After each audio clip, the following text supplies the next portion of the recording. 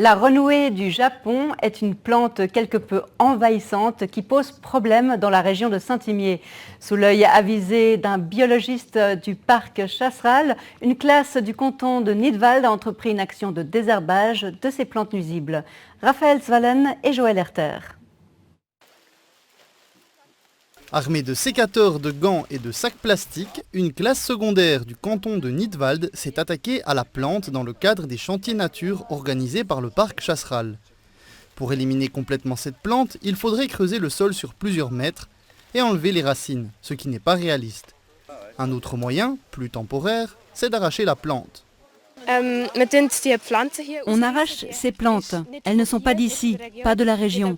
Quelqu'un les a amenées ici et elles se propagent, alors on essaie d'empêcher ça.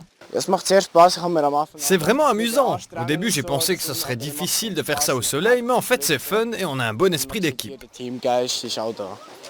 La renouée du Japon est une plante envahissante qui vient d'Asie. Elle pousse et se propage très vite et obstrue l'accès à la lumière pour les autres plantes. Le moindre débris de tronc permet à des racines de se former. Les élèves ont dû faire très attention. Par exemple ici, on est juste à côté d'une rivière, on n'est pas loin de la source de la rivière. C'est un endroit qui est assez sensible parce qu'on comprend bien que s'il y a des débris, ces plantes qui partent dans la rivière, on va pouvoir infester, si on veut bien, on risque une infestation de tout ce qui se trouve en aval. Pareil pour les espèces qui ont un problème au niveau de la santé publique, si c'est proche des habitations, on va faire particulièrement attention aussi à les contrôler, voire à les éliminer. Arracher la plante, c'est une chose, mais ce n'est pas tout.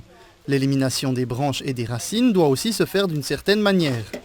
Alors le compost, c'est très important de l'éliminer correctement, c'est-à-dire le brûler par un compostage professionnel, puisque c'est une des raisons pour lesquelles ces plantes invasives néophytes se propagent.